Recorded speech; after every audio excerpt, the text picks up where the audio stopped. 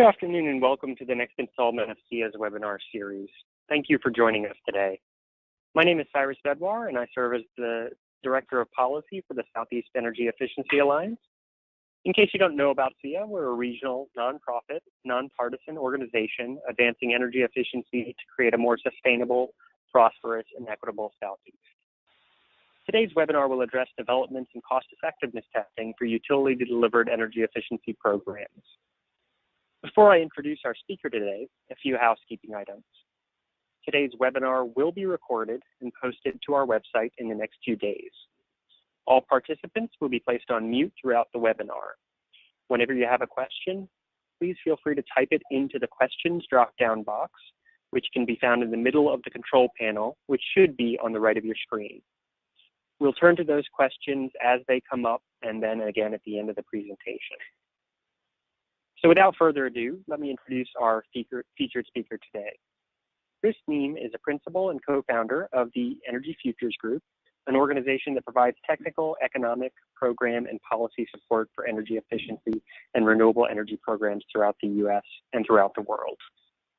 Today, Chris is going to share an introduction to the National Standard Practice Manual, which was released earlier this year with the intent to provide a comprehensive framework for cost-effectiveness assessment of energy resources, with a focus on energy efficiency. Chris served on the drafting committee of the manual and has been supporting outreach and education for the manual in the months following its release.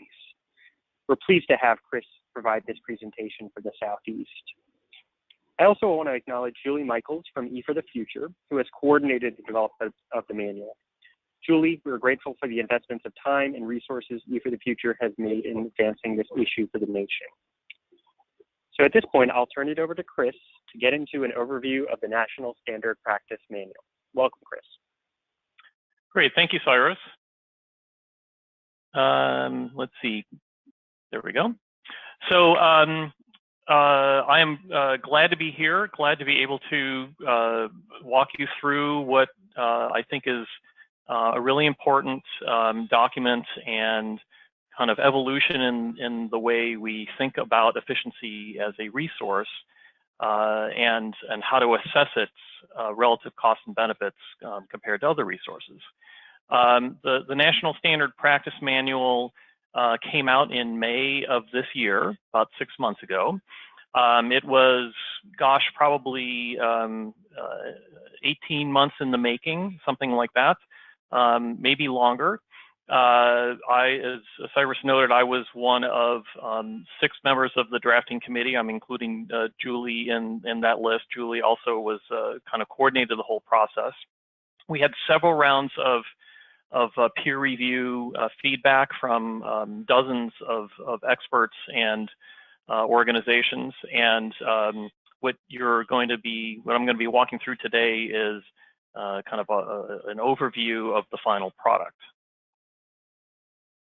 Now, I want to take a step back before getting into the manual itself and talk a little bit about why we felt and others felt the need for this manual. As some folks may be aware, back in the 1980s, I think it was the 80s when this originally came to being, the California Public Utilities Commission published what they called their standard practice manual that identified a number of different cost effectiveness tests, which I will call the traditional tests here as we walk through this. And many jurisdictions have referenced those tests historically or different variations on them. But that California manual hadn't really been updated and hasn't been updated in quite some time. And as the work on energy efficiency has progressed over the last several decades, I think there was a growing concern from a number of different parties and a number of different perspectives that the traditional tests, and I'm going to talk in particular about the utility cost test, the TRC, the total resource cost test, and the societal cost test, weren't always meeting states' needs. First of all, there were no underlying principles that they were, served as the foundations for those tests.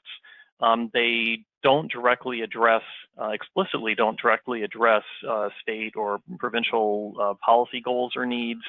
There's a lack of clarity on their kind of economic conceptual constructs, they're static. There's only 3 options for 3 different perspectives, despite much greater variability in states' interests and needs than those 3 perspectives would provide. And as a result, many states have modified the tests on their own. And while that could be a good thing if it was done well, that hasn't always been the case. And from my perspective and the perspective of many others, the result has been that energy efficiency has been significantly undervalued in cost effectiveness analyses in a number of jurisdictions.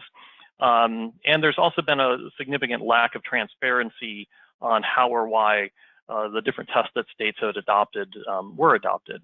The bottom line is it's really important to develop the right test for your jurisdiction to make sure that when you're making utility investments, you are in fact choosing the least cost investment.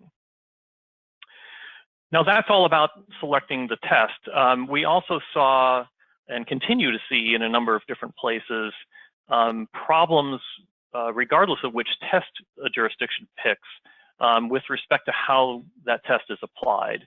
The inputs to the tests are often problematic. And most of the problems with those application issues led to undervaluing energy efficiency, including not accounting for the full range of utility system impacts, not valuing or monetizing hard to quantify impacts. In some jurisdictions that say, well, if it's hard to quantify, we assume it's 0, which is one answer that we know is incorrect. Automatically defaulting to the utility's weighted average cost of capital for the discount rate when there are good reasons to think about different discount rates than that, using average line losses instead of marginal line loss rates, et cetera. So whatever test you end up choosing, even if it's one of the traditional tests, we recognize that there's, at least in some jurisdictions, opportunities for significant improvement in the way the tests actually get applied, and the manual addresses that topic as well. So big picture, the purpose of the manual is to establish some fundamental principles for both which test to select and how to apply it. Secondly, to create a framework for jurisdictions to consider which test should be their primary test and to develop that primary test.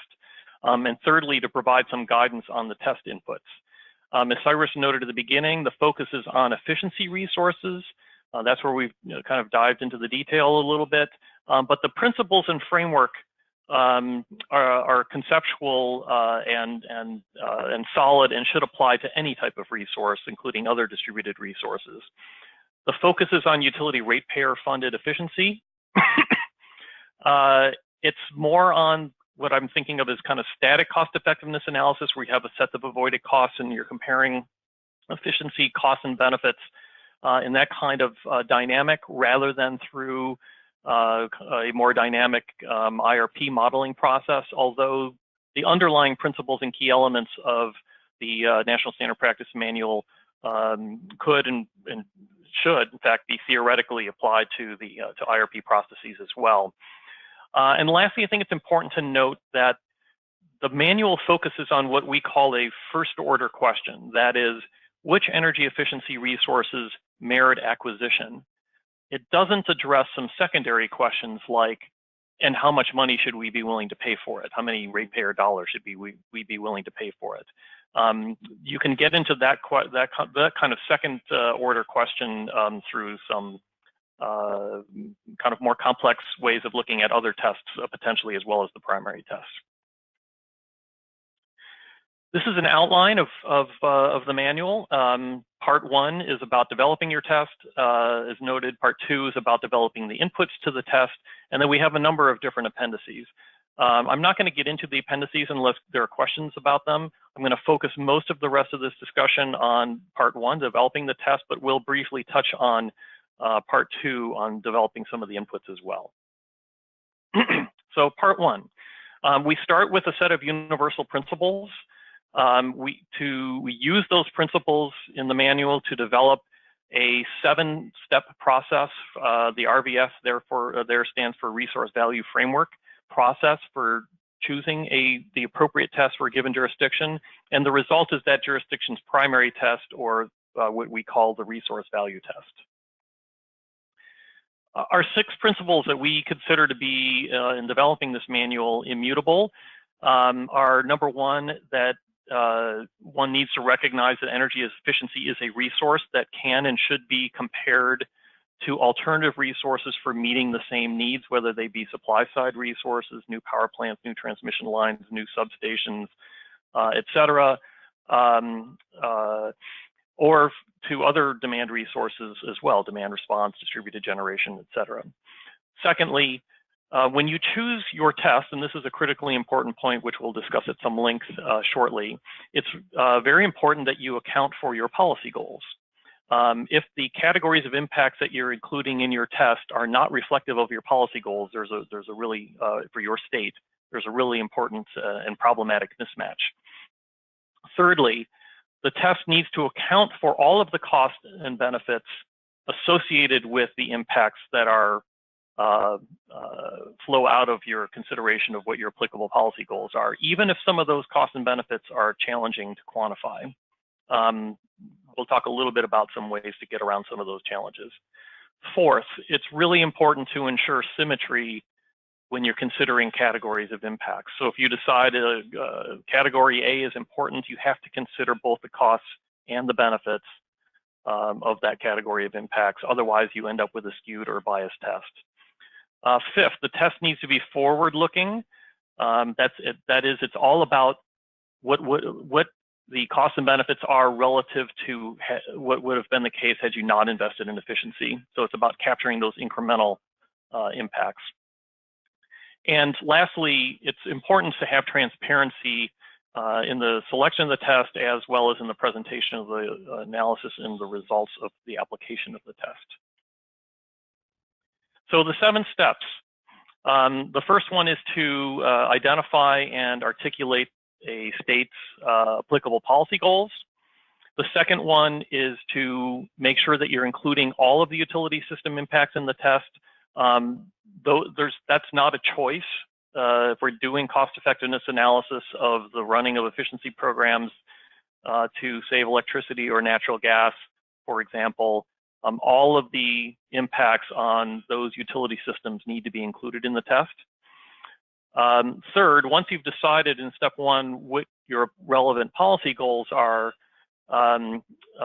you need to decide which of those are important enough to include in your test. Which categories of impacts reflective of those policy goals are important to include in your test. Fourth, you need to ensure the test is symmetrical. Fifth, you need to ensure that it's forward-looking. You can see how these are very much aligned with the underlying principles. Sixth, you need to develop methodologies to account for those impacts that are hard to quantify. And lastly, you should come up with a process for ensuring transparency in the way the tests are developed, applied, and presented. So I will walk through each of those steps. Identifying and articulating applicable policy goals. The table here is purely for illustrative purposes.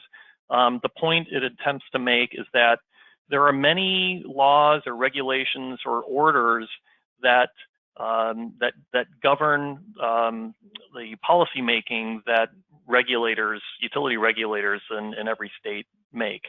Some of those laws are related to the kind of enabling statutes on the Public Service Commission statutory authority. There are energy efficiency or distributed energy resource laws and rules. There are state energy plans. There are IRP requirements. There are RPS requirements. There are environmental requirements, and so on. Every jurisdiction has this constellation of goals articulated in a whole range of different ways. And it's important to begin the process by identifying and cataloging all of those important policies and what they all collectively suggest about the key policy goals of the jurisdiction that's considering cost effectiveness.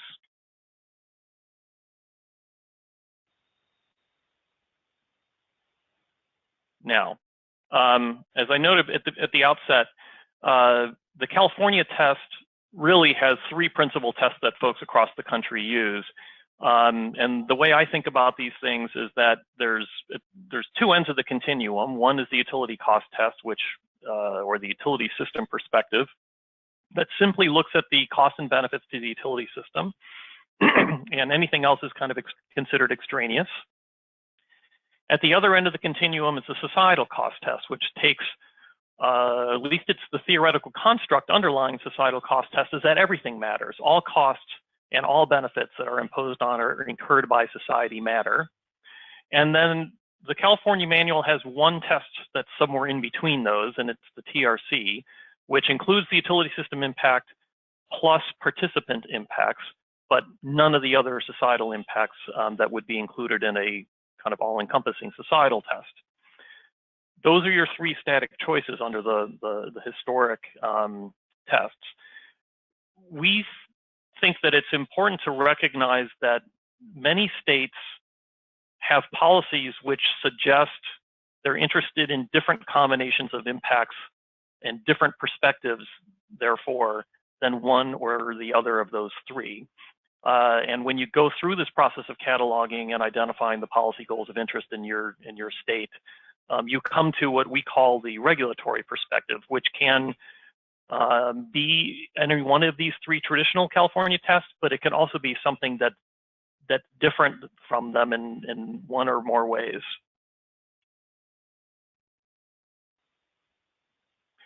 Step 2, include all the utility system impacts in the test. This should be fairly straightforward. It's the thing that everybody focuses most on when you talk about energy efficiency and should understand.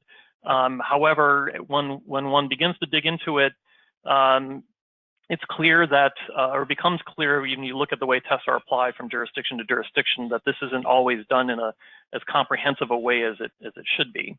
And we'll talk a little bit more about that when we get to part 2 of the manual. As an aside, we define the utility system as everything that's necessary to deliver electric service or gas service to customers. Step 3, now in step 1, you've cataloged the policy goals in your jurisdiction, and now it's time to decide which categories of impacts other than utility system impacts do your policy goals suggest you should include in your cost effectiveness test.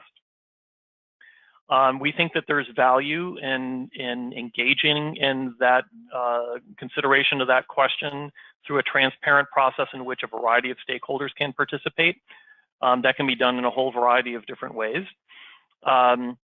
It may even require bringing in perspectives from other government agencies who may have some kind of overlapping perspectives on issues like environmental protection or health and human services, if there are goals related to those things that are embedded in energy policy rules or orders or laws in your state.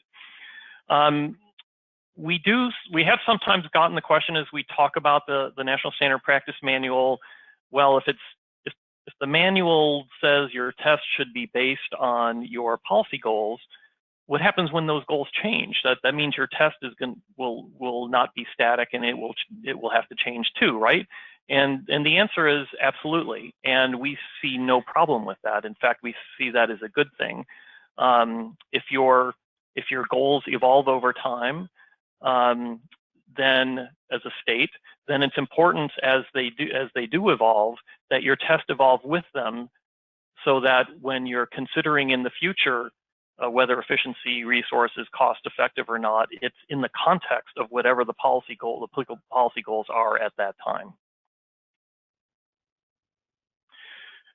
Now in the manual, we identify 7 or 8 different categories of impacts other than utility system impacts that a state may want to consider when it's looking at its policy goals in terms of determining whether they should be included in the test or not.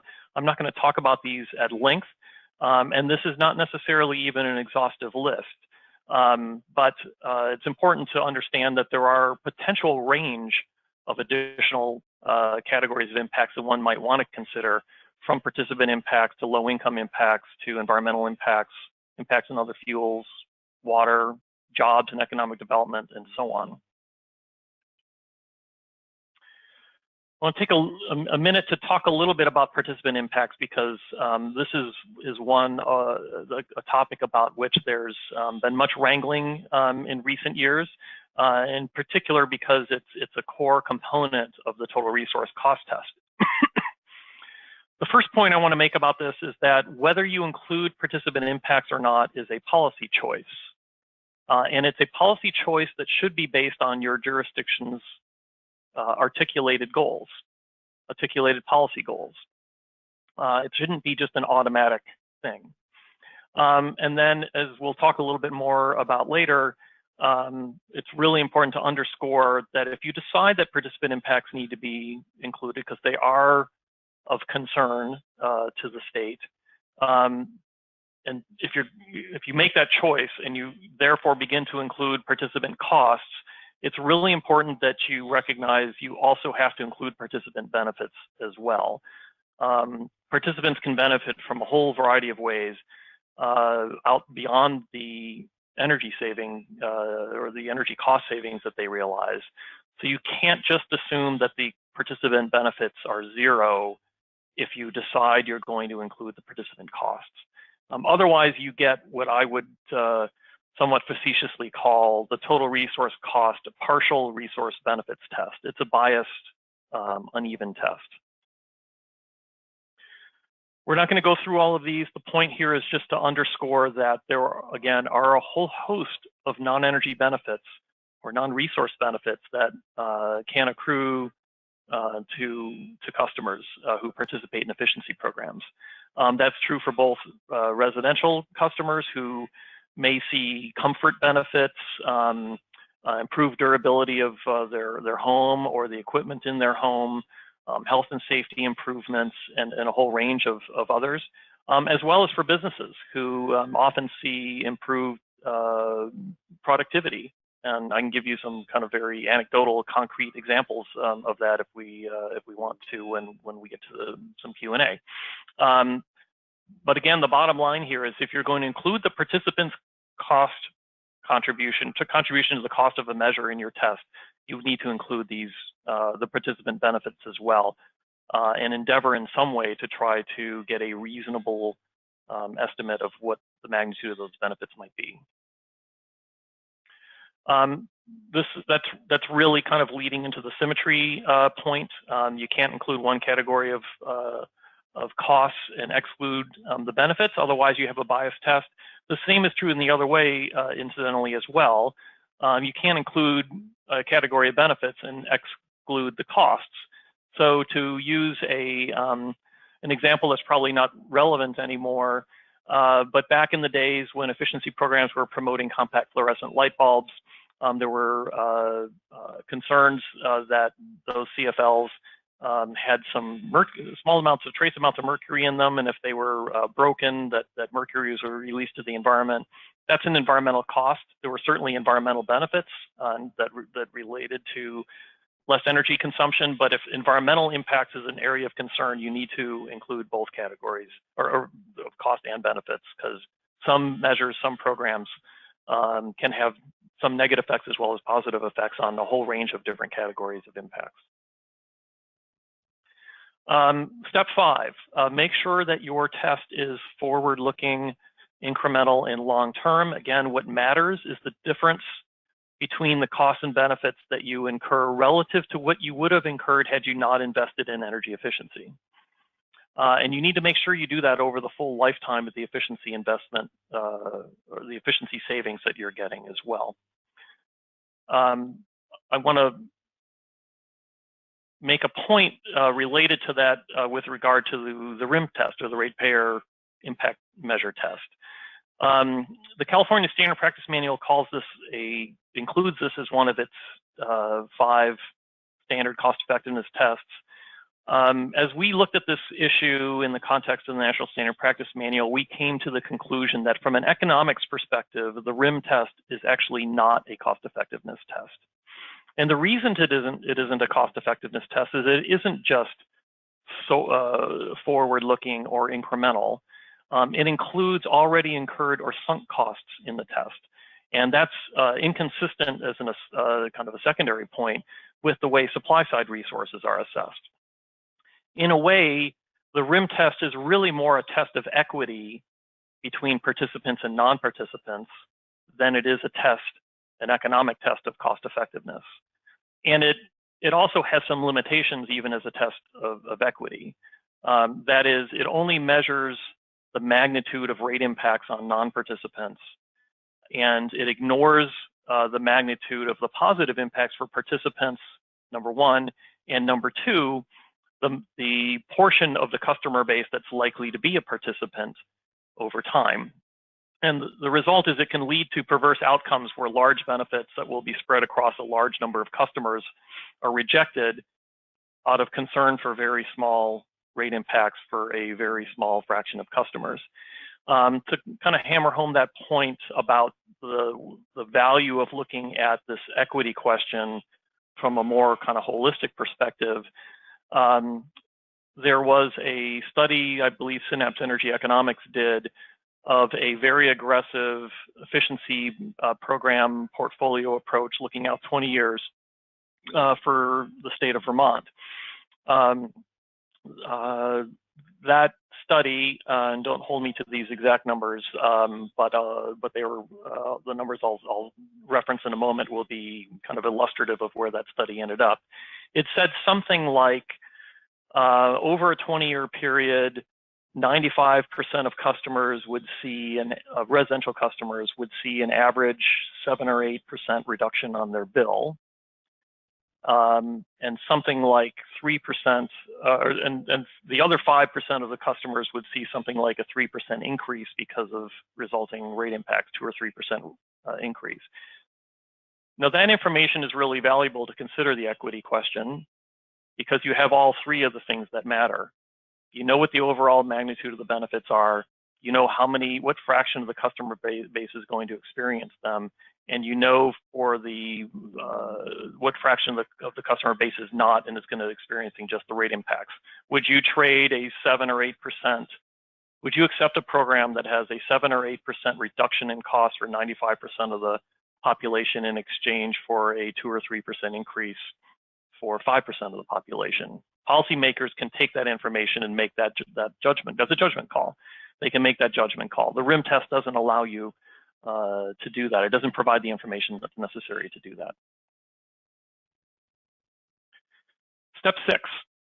As noted earlier, there are a range of impacts, and this can include some utility system impacts as well as non-energy benefits that can be challenging at times to quantify and let alone to monetize. However, it's important, as we said before, not to simply assume as a result that the answer is 0. We've got here, and then we lay out in the manual a kind of hierarchy of approaches you can take to assign some value to those things. At the top, kind of the most in-depth, are jurisdiction-specific studies. There are jurisdictions who are doing extensive analyses of these range of benefits, a whole range of benefits in their state, and using those benefits in subsequent cost-effectiveness analyses. That can be expensive, so sometimes there's value in sharing resources across states when you're doing those, but nevertheless, it gives a good handle on what the values of those impacts might be. A second option, which is certainly much less expensive, but can also have a lot of value, is to essentially borrow from other places that have already done some of this work. Especially if you can make the case that an analysis that was done in a neighboring state or even a neighboring region for a given type of measure should be relatively easily transferable.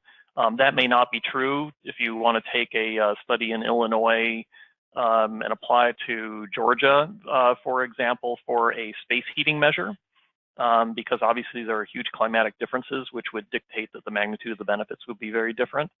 But for, I don't know, a clothes washing measure, it might be just fine to use results from the north and apply them to the south or vice versa.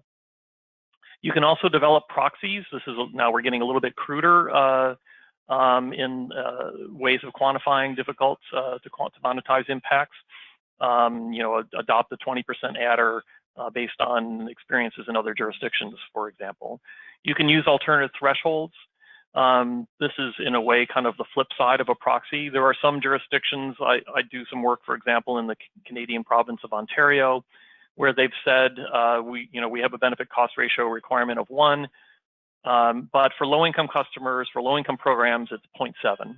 And we've adopted 0.7 because in Ontario for gas efficiency programs, because we recognize that there are a whole host of benefits that accrue to low-income customers that, from an equity and other perspective, are important to support a lower cost-effectiveness thresholds, because we aren't going around quantifying those things. And then you could have qualitative considerations of impacts, even if you don't get to the point of monetizing some things. Lastly, with respect to Section 1 here, it's important to ensure that there's transparency. There is an example of a form, a standardized form here that's also in the manual that you can look at.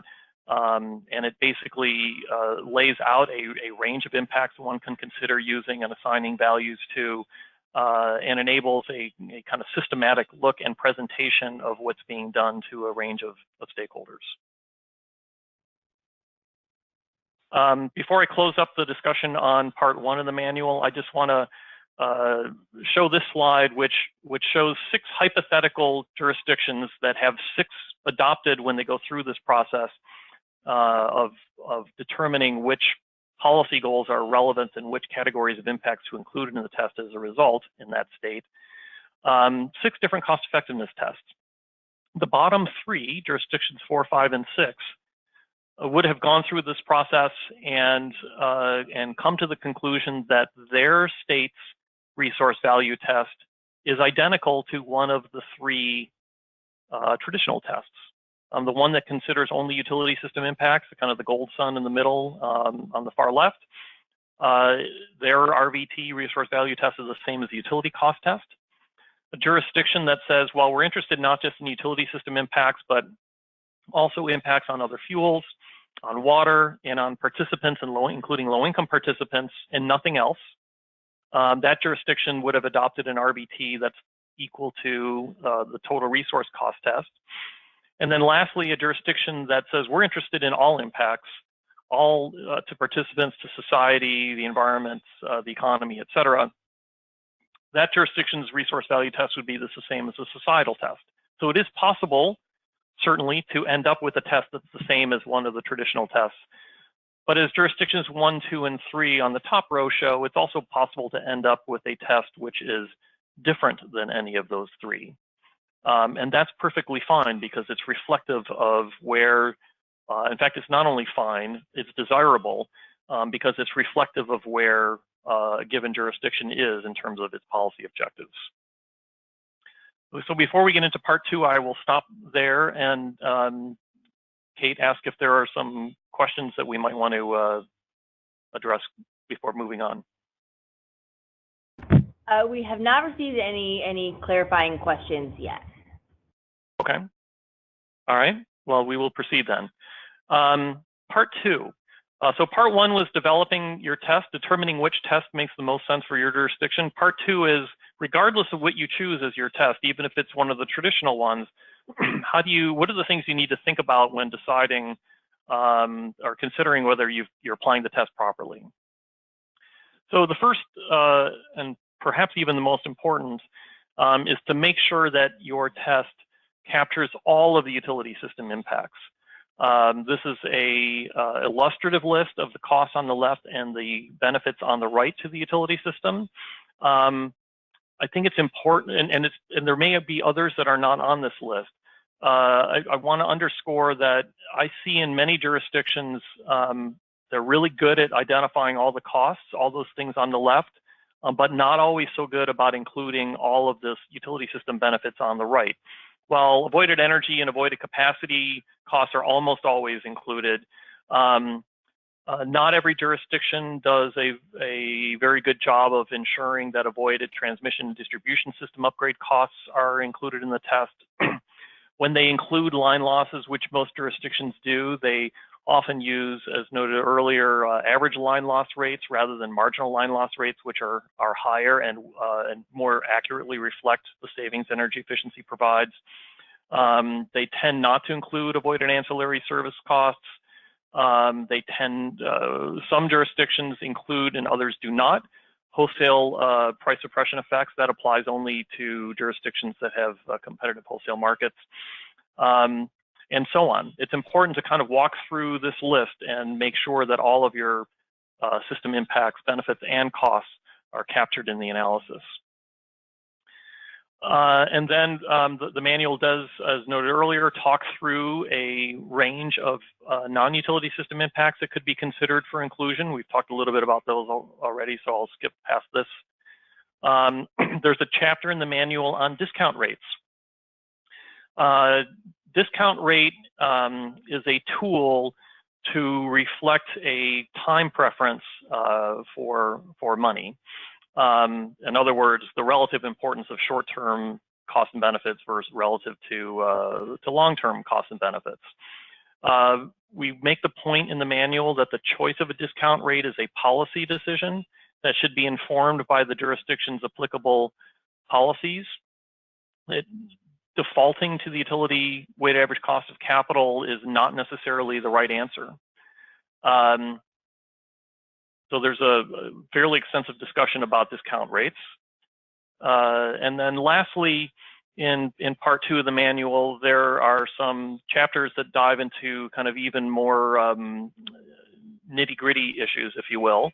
The first being assessment level. Do you screen things in or out at the measure level, at the program level, at the sector level, or at the portfolio level?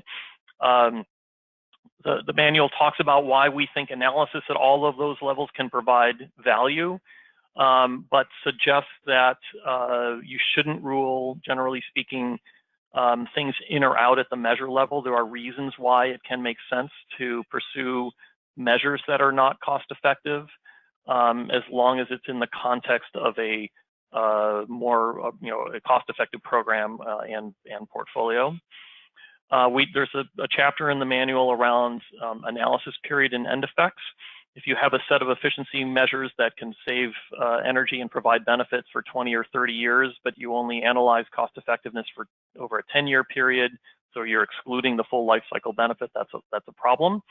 And the manual talks about some ways to address some of those kind of end effects.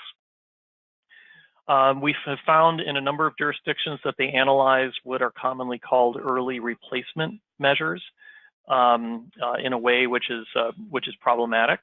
An early replacement measure would be a situation in which you've gone into a home or a business and identified a still functioning central air conditioner, but convinced the customer to replace it sooner than they otherwise would have. In that context, for some period of time, the baseline against which you would measure energy savings would be the unit that was in there that you took out. But if the customer would have replaced it 3 years from now, the amount of savings you're going to get from your efficiency measure is going to go down because the baseline is shifting to what the customer would have bought 3 years from now. There's some discussion about how to do that analysis properly in the manual. And lastly, for jurisdictions that look at net savings, that is, that adjust for free riders and spillover, there's a discussion about how to properly capture those effects in analysis. We don't get into whether net savings versus gross savings is the right way to do it. We simply talk in the manual about how to analyze spillover and free riders properly if that is something that you address in your state. I'll stop there briefly. Any questions, Kate, to address before I wrap up by talking a little bit about the next steps on the manual? No, we still haven't gotten any questions. Just as a reminder, you can submit them, kind of questions as you have them, in the questions pane that is in the middle of the toolbar for GoToWebinar. Okay, so I'm going to finish up with just a few slides regarding what we've been doing with the manual since it was published and where we're going next. Julie has been spearheading an effort to get the word out about the manual. We have done, gosh, 15 perhaps different presentations at different conferences to selected groups, to individual states, to NARUC, to some NARUC trainings, and so on, with several more scheduled for the balance of this year and into the beginning of next year, and expect to continue to do these kinds of presentations throughout much of next year as well, to inform folks about what the manual is attempted to do, and get people familiar with it so that they can begin to think about how it applies in their jurisdiction.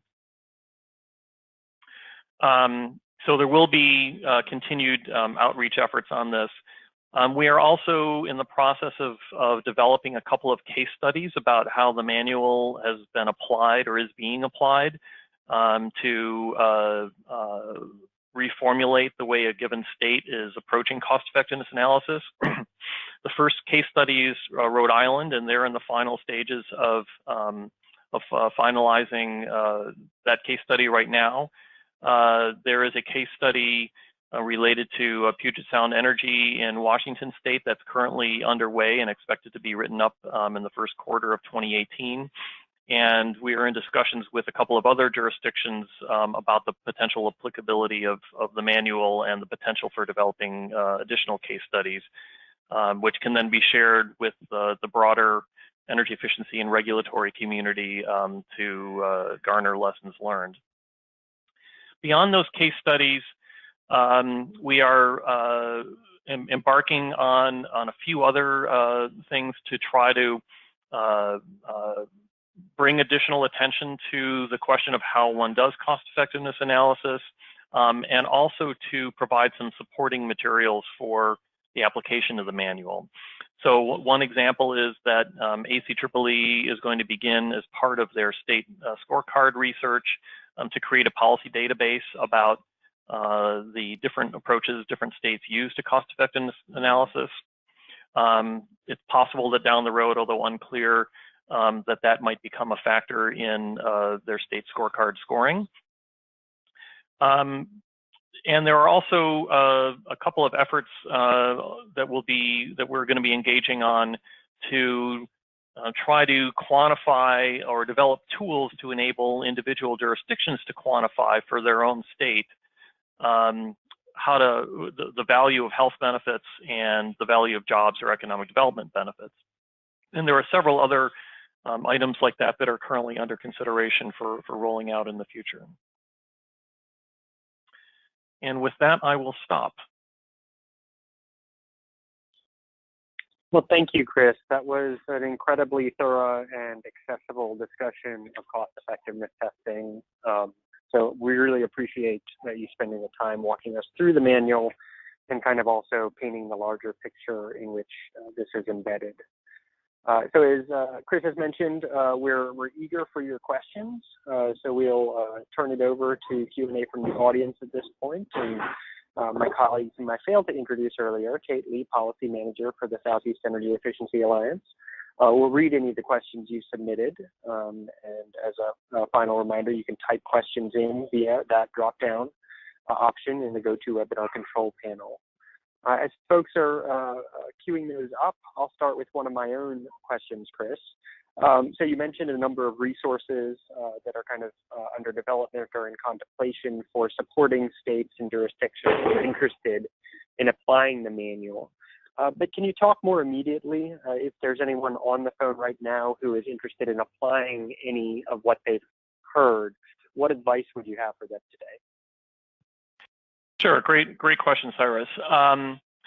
I think one of the pieces of feedback we got from some folks on the manual is, gosh, you want me to start from scratch, and is this going to be like a 6 or 9 month process and very involved and time consuming to kind of rebuild our cost effectiveness practices from the ground up?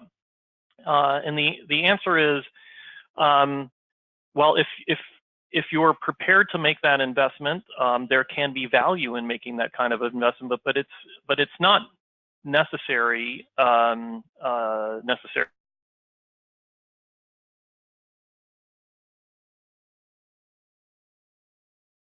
For a given jurisdiction or resources to engage that, kind of complete build it from the ground up perspective. I think we're going to see across the country, in fact, we already are seeing across the country a range of different ways in which the manual is being used. Rhode Island, in some ways, I think, did go to, we're going to revisit this from the ground up. I think other jurisdictions are just looking at pieces of the manual, whether it's taking a look at the principles and their existing cost effectiveness test and determining where there might be places where their existing test doesn't jive with kind of the underlying core foundational principles, and considering adjustments to the existing test that they have based on that kind of review. And there are certainly, even if you don't change the test that you're using, there's certainly a lot of information in the manual. Particularly, I would note, as discussed earlier in the chapter around utility system benefits, where regardless of which test you use, whether it's one of the traditional ones, the utility cost test, the TRCs, the SIDL test, or any new resource value test for a state, the thing that everybody should be doing is fully capturing all of the utility system benefits. And a jurisdiction can simply go down even the partial list of those that we have identified and articulated in the manual to make sure that there is consideration given to valuing all of those in their test. So I think there's a range of ways in which the manual can be useful to each state that would require different, in some cases not very substantial even, levels of investment if that's not in the cards. Thank you, Chris. I appreciate that. That's helpful to know that there are incremental steps that folks can engage in. So I'm not seeing that we have received any questions so far. So please join me in thanking Chris for his presentation. As I mentioned at the top of the webinar, the recording of this webinar and its slides will be posted on the SPEA website. This presentation includes the list of upcoming outreach and education opportunities. And I have the pleasure of serving on the NSPM Advisory Committee. So you can also feel free to reach out to me directly, Cyrus Bedwar, with any questions or comments about the manual. But at this point, we'll wrap up the webinar. So please enjoy the rest of your afternoon and have a happy Thanksgiving. Goodbye. Thank you. Bye, everyone.